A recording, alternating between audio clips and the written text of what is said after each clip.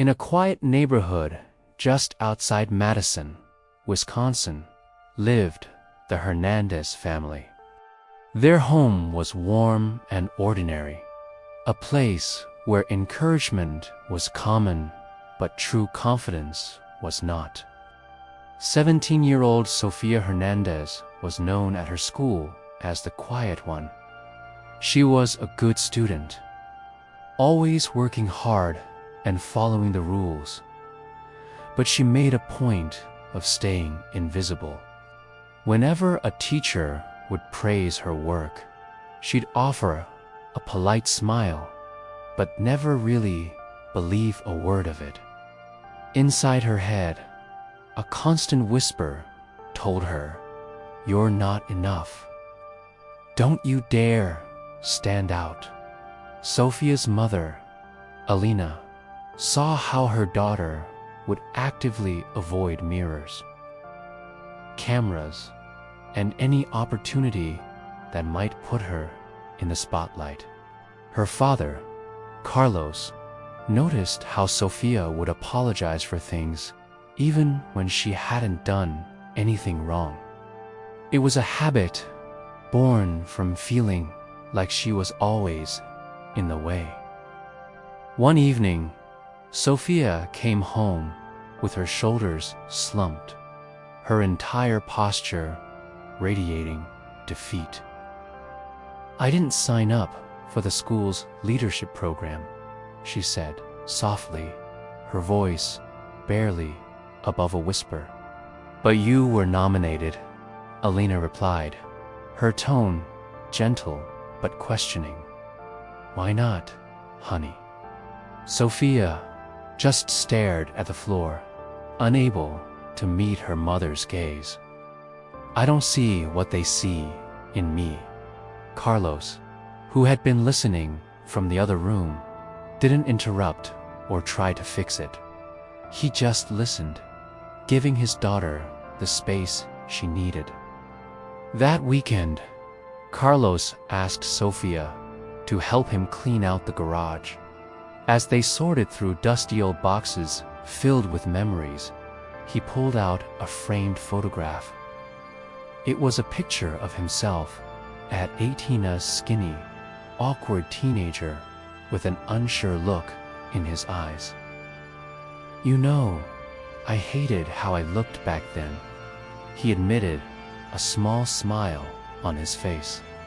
"I used to think confidence was something other people were just born with, like having brown eyes or being tall." Sofia looked up, surprised to hear this from her father, who always seemed so sure of himself. Carlos continued, "But I learned something important. Confidence isn't really about how you look or what others think. It's about how you treat yourself, especially when no one else is watching." Later that day, Alina handed Sofia a small, simple notebook. On the cover, she had written, "How I see myself. This isn't about pretending to be someone you're not," Alina explained.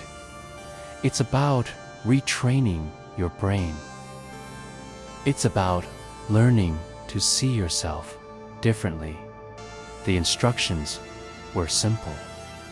Each night, before bed, Sofia was to write down 3 things. First, something she did well that day. Second, something new she learned. And third, one kind thing she would say to herself, as if she were talking to a friend. At first, the pages were nearly empty.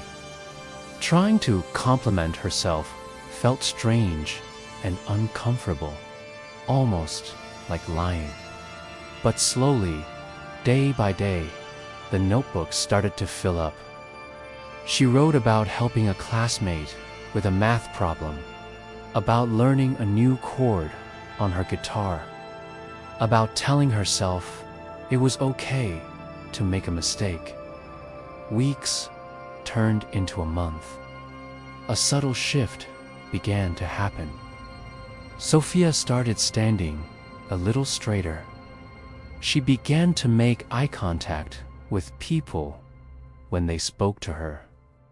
One day in class, she raised her hand to answer a question. Her heart pounded, but she did it. And then she did it again the next day. When the deadline for the leadership program was unexpectedly extended, Sophia found herself hesitating. But this time, the hesitation wasn't from fear.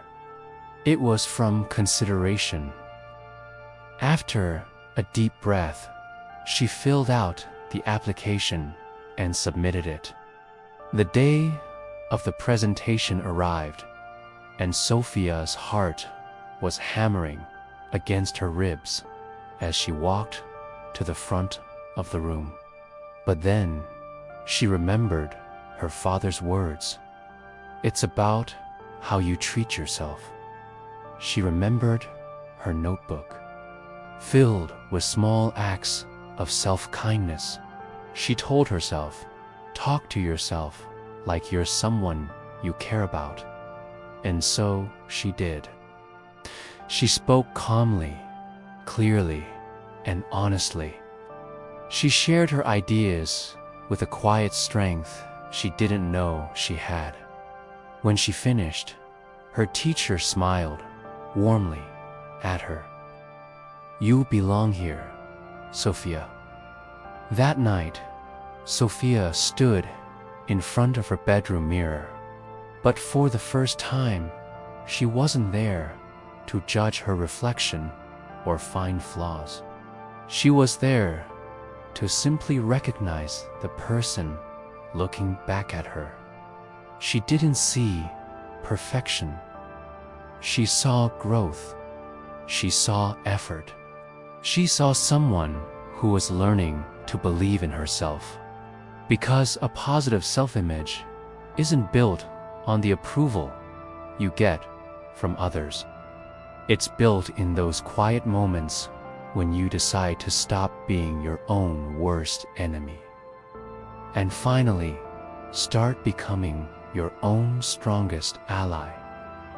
Self-doubt begins to fade the moment self-respect takes its place. Thank you so much for watching. If this story resonated with you, please consider liking and subscribing for more content like this. We'll see you in the next one.